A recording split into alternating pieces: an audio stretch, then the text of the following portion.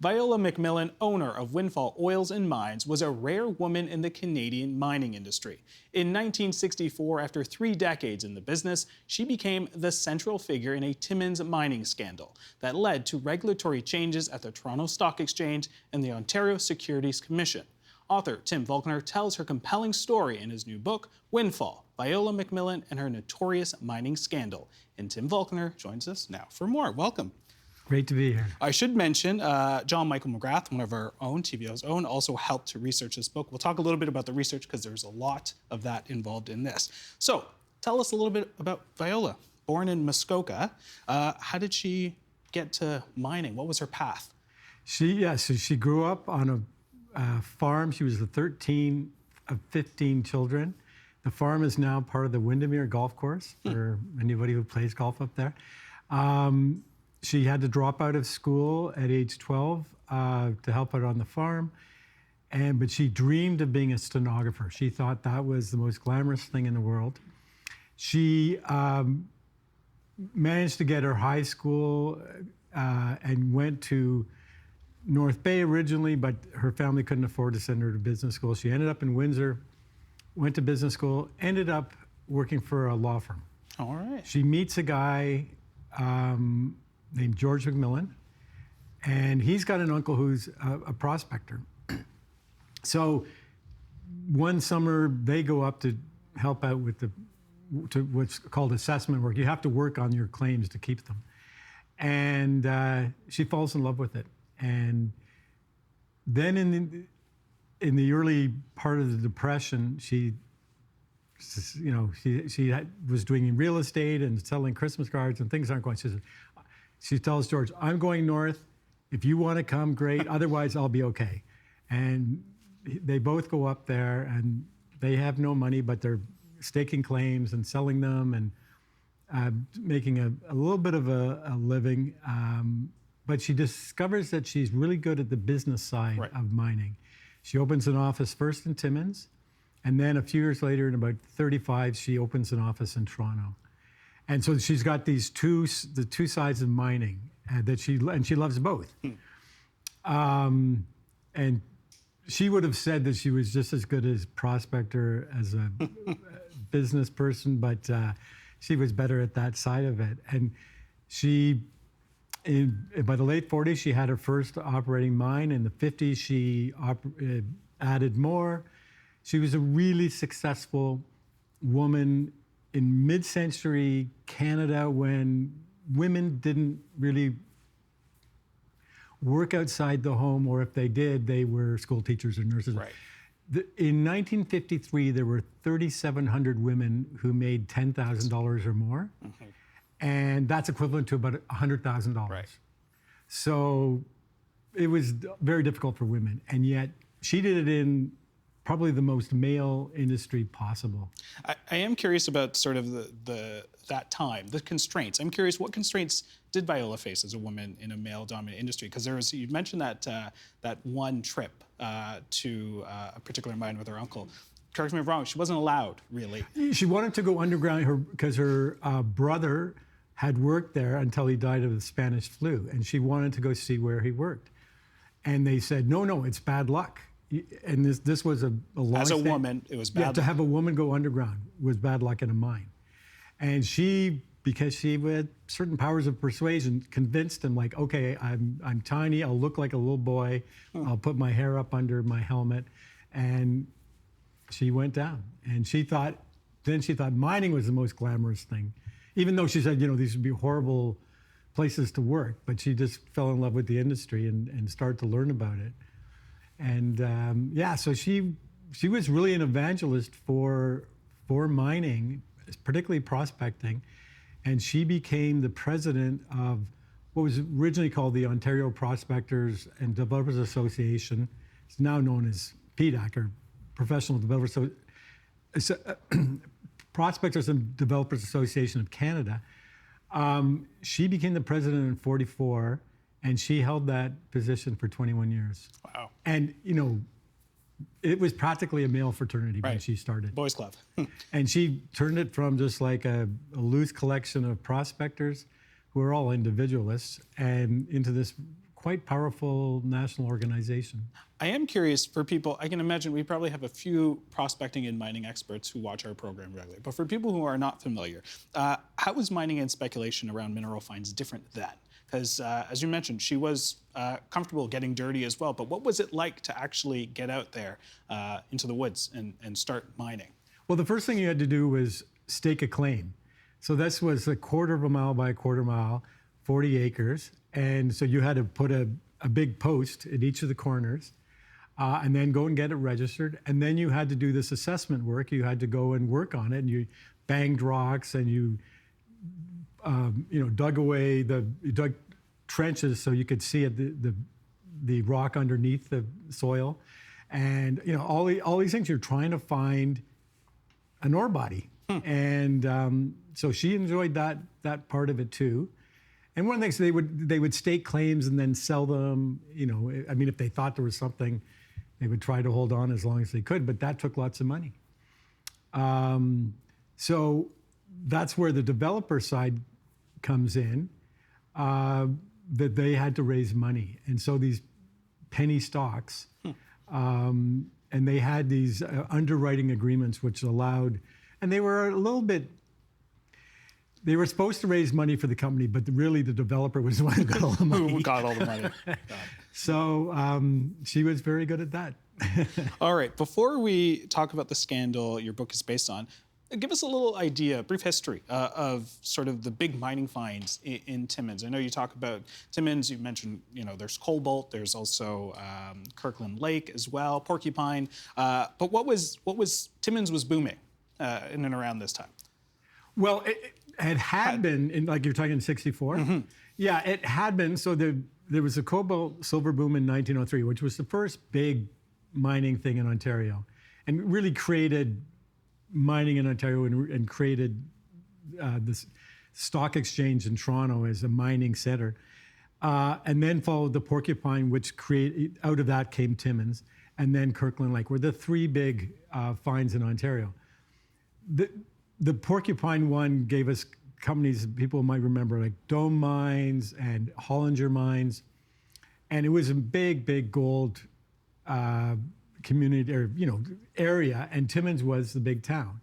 It was sort of falling on hard times in the early 60s. The mines were coming to the end of their life.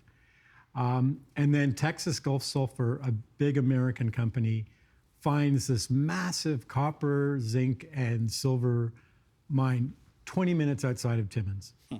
And this sends Timmins, the stock market, and prospectors into a frenzy. And it's like, because in all the other finds, one find led to another, or several others. So everyone was convinced there would be more mines once Texas Gulf announced theirs.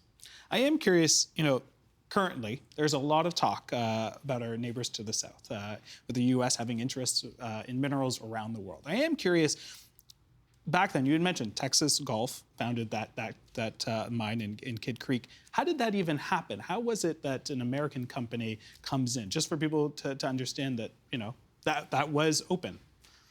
Yeah, they decided to do a big throughout the Canadian Shield. And Timmins was just part of it. But the Ontario government was open to this as a way to generate economic activity. And of course they would have preferred a Canadian to own that Kidd Creek mine, but they just wanted mining to generate jobs and money. And so there wasn't, it wasn't until the 70s that Canada sort of became more protectionist. And then, of course, now all the big mining companies like Noranda and Inco, which were the big mining companies when I was a kid, they're all owned internationally. Right. So it's, that was, one of the things was mining minister really wanted Viola and her husband, Windfall, to be a successful mine, because then it would be Canadian owned. Ground, yeah. All right. Let's look at a clip. This is from June of 1964, as we're going to talk about. 1964 was a big year and really an important one for this story, when Viola appeared on the CBS show To Tell the Truth. Let's have a look at that. Will the real Viola MacMillan please stand up? too.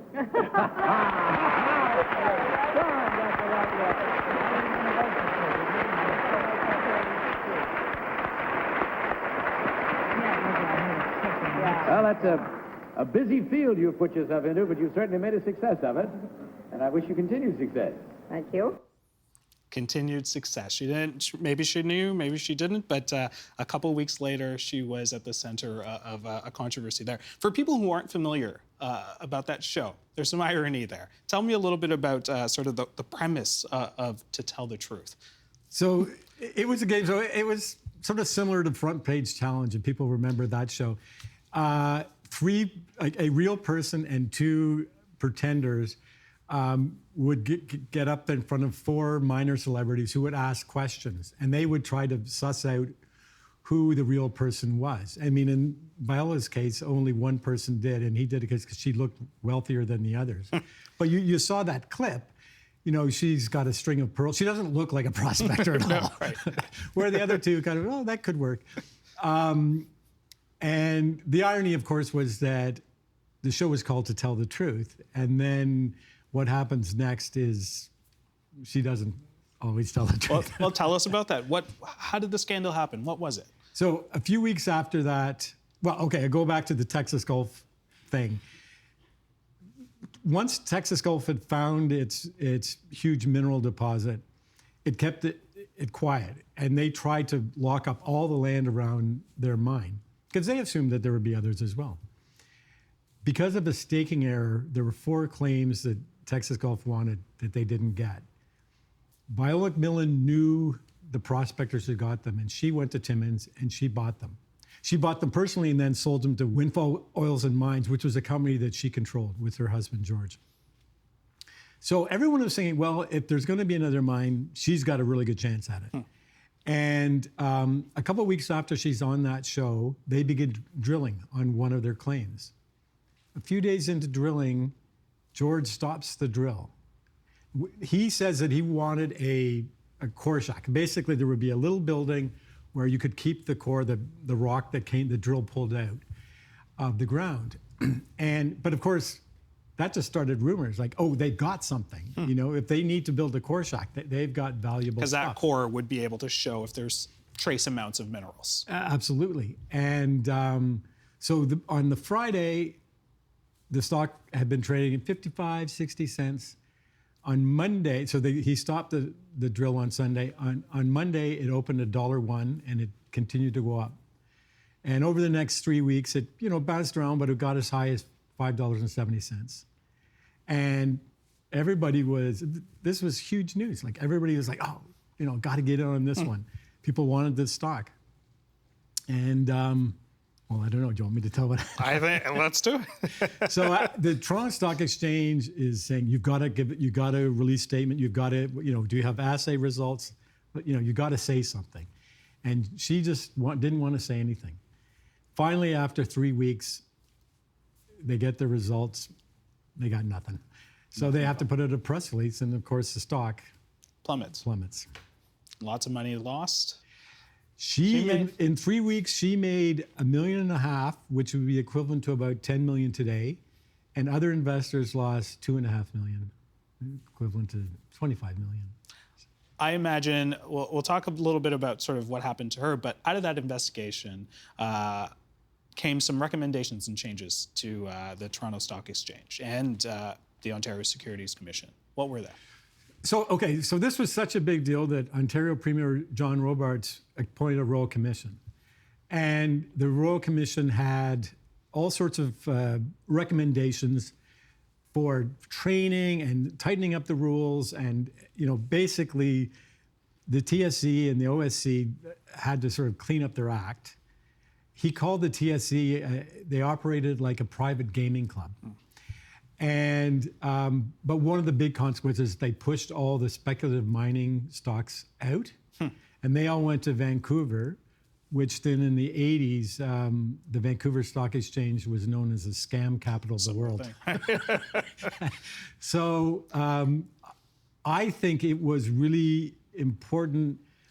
Even today, the Toronto Stock Exchange is the 8th largest stock market in the world, but it has the most mining and oil and gas stocks of any exchange. And I think if it hadn't cleaned up its act, it probably would have not succeeded that way. It would not have thrived the way it has. So I think it was, in a way, it was a really important moment for the stock exchange, and Toronto is a financial center. I think we can get sort of bogged down in that, this, many people will say this happened quite a long time ago. But to put its seriousness into context, is there a modern version of this scandal? Is this something that still happens? The obvious one, and it's now a few years old, but Bre-X. But Bre-X they actually put gold in the samples, what they call salting the samples. Right. So it was much more of a fraud. This was much more, she kept her mouth shut. Didn't say anything, right. And let people's greed and rumor and just let human nature make her a lot of money. The Royal Commissioner basically accused Viola and George of fraud, but they ended up getting off. They were charged and they got off. She did get charged with something called wash trading, which is basically trading with yourself. So she had a company called Golden Arrow, and she had another of her companies sell shares in Golden Arrow to a third company. And because of it was after 64, the Royal Commission, but computers were sort of coming on board, big computers, but they did an analysis of all the stock trading, and they found this. So she was charged with something called wash trading, and she got 9 months. She only served 7 weeks, and that was another scandal for the Ontario government because everyone said, one law for the rich and another law for everybody else. Very interesting. And with that as well, she managed to, some would say, sort of recover her reputation in some way. She goes on later to be awarded the Order of Canada as well. How did she rehabilitate her reputation? Well, she kept a low profile for a long time. She got a pardon in 78. Pardon doesn't mean you're innocent. She talked about it as if it did, but it really just means that your record is wiped clean. And then she was inducted in the Mining Hall of Fame. And then on her 90th birthday, she got the Order of Canada. How do you think she's seen through the lens of history? I think, unfortunately, she's forgotten. I was alive in 64, and I worked in the mining industry. I studied mining engineering for 2 years. I'd never heard of her. People older than me, if I tell them, they go, "Oh yeah, I remember that," because it was front page news story. But I think most people don't remember, which I think is a shame because she really was a remarkable woman who did, in another time would have been a role model for her success as a businesswoman. I wonder if the scandal is maybe partly responsible for the fact that she's forgotten. And, time is probably part of it as well. But I think it's too bad we don't remember her more. I did mention off the top, the research. This is a very well-researched book. You had mentioned, the headlines. This was top story, front page news. What was the process like for the research? How difficult was it? It was, I have to say, compared to some of my other books, it was quite easy. There's the Royal Commission transcripts. The OSC had an inquiry, and I have, the Ontario Archives up at York. All those transcripts are there. So I just went up there and, with my phone, scanned every page and then went home and read them. There are 66 boxes of her papers and stuff in an archive in Gatineau, Quebec. And then there were a million articles. The Toronto Star used to have a supplement called the Star Weekly. They did a profile of her every few years. Right. So, and she was written about from the 30s. She was like the late 30s. She was written about frequently. Then she would do radio. When TV happened, she would. She never turned down an interview. Yeah, the mining reporters didn't really like talking to her because she would never answer her questions. But if it was about her or about mining, yeah, she was great. She was very good with the media. All right, in our last 30 seconds, what do you hope people take away from your book? I hope that they enjoy reading about a really fascinating woman. All right. Tim, we're going to leave it there. Thank you so much. Really appreciate it. And a really great read. Thank you. Thank you.